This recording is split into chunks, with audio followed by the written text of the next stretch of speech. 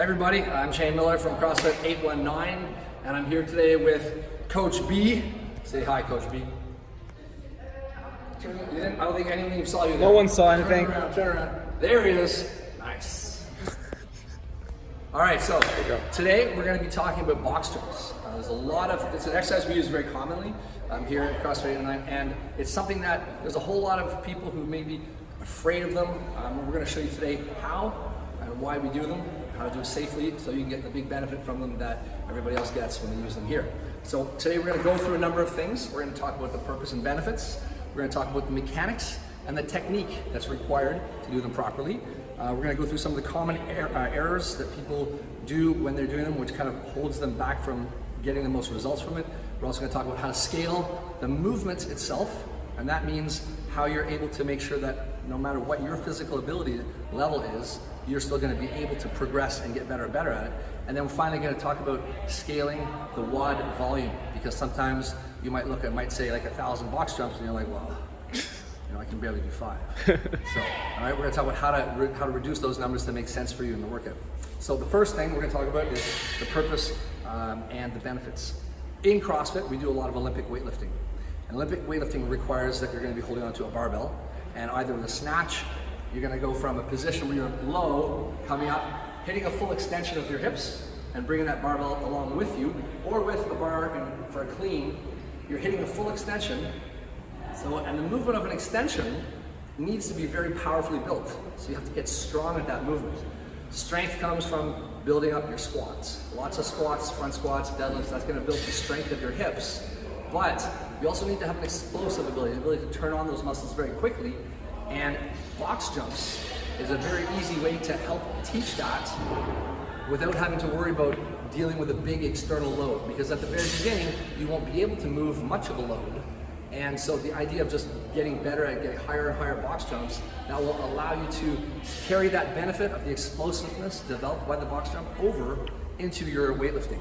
Okay? Now, even if you're not going to do our CrossFit program and you're going to do our boot camp program or the kettlebell program, developing strong and explosive hips and legs is always going to be beneficial, so it carries over no matter what.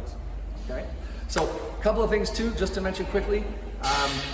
When you are doing box jumps, one of the big benefits of it, and the way that you progress it, is it's going to help you to feel confident. You're going to develop a body awareness. And a lot of people have trouble with the idea of being able to go up and up to higher boxes. So we're going to be dealing with that. So the first thing we're going to do is look at the mechanics of the box jump. Okay? So when we do a box jump, you stand a little bit away from the box. You don't want to be too far back, because when you jump, your body's going to go up on an angle, and you want to be able to make sure that you land with your feet just in on the box. If you start too far back, you don't want to land kind of like this, all right? Because you don't want to come up and down here. You also don't want to stand too close. If you're too close, you might catch your toes, and that could result in a nice dent on your shin, so to speak, all right? Yep. So you want to come back a little bit. Try to trust your judgment. Try to trust your intuition, okay? From this position, we start standing tall. Hips are fully extended. Arms, I bring my arms up, and I swing them back, and then the hips are going backwards, and come down into a jumping position, drive up, like this, arms come up, and then you jump on the box, up, and you pull your arms back, drive your hips up to the top. Now, when you do this, there's a couple things we want to make sure of. When you land, try not to land like this, okay? In CrossFit, when you land, you have to stand before jumping off. And if you have to squat all the way down and then up, it just takes extra time. Better to land, stand, and then come up. So that's the first thing. Second thing, we'll talk about some of the errors that people are doing. Sometimes people come into a box like this, and they stand here, and then they go,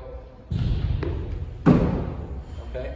And that little step, it just reduces how much energy is required to drive yourself up onto the box. We want you to stand, your weight on your heels to start, and think of compressing down into the floor. Right? So from here, when I come back like this, I am trying to drop my body and then drive into the floor as hard as I can to drive myself up. We don't want you to simply just think of, you see in that case, I just lifted my feet onto the box. We don't want that. We want you to, and a good way to do it is think of trying to land standing as high as you can. So land your hips as high as possible. So for example, right?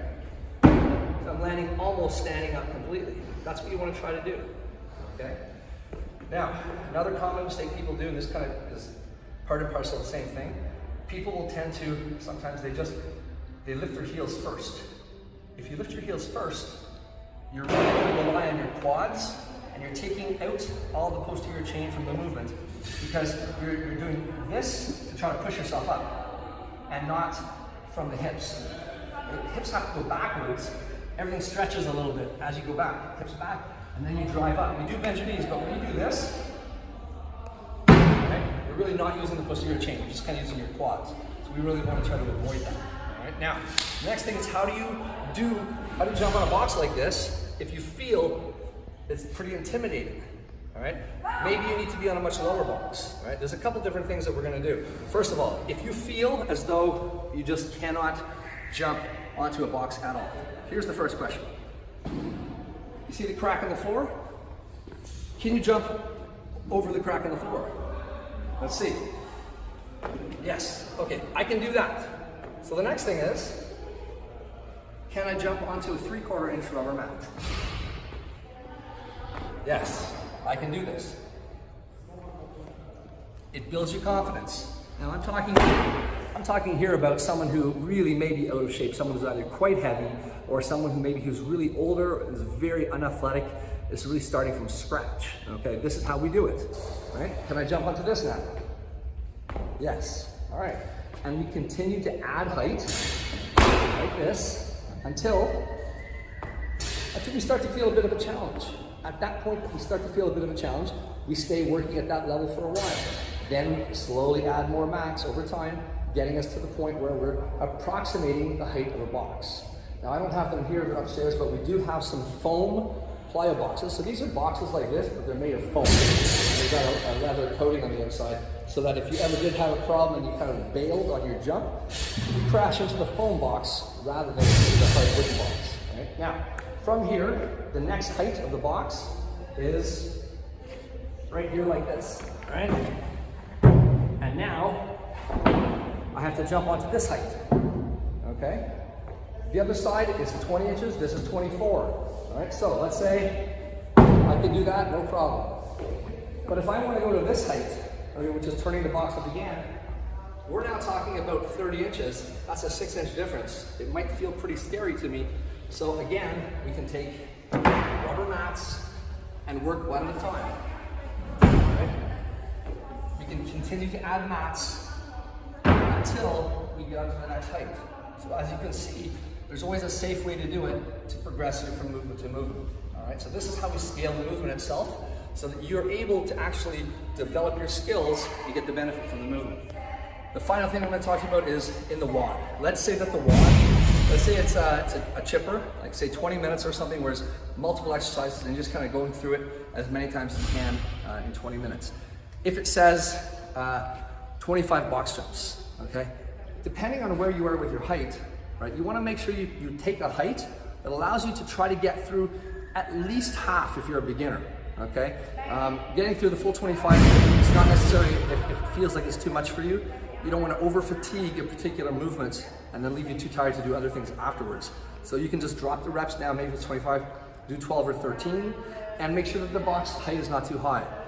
If you can do this height, like if this is the highest you've ever jumped on, and you've only done it a couple times, you don't want to try to use that height in the training itself. Okay? You scale it down 60 or 70% of that height for many, many repetitions. All right? So I hope you find this useful. If you guys have any questions, please put them in the comments below. And as always, subscribe for more videos. And don't forget to ring that bell. All right? Thanks, guys. See you next time.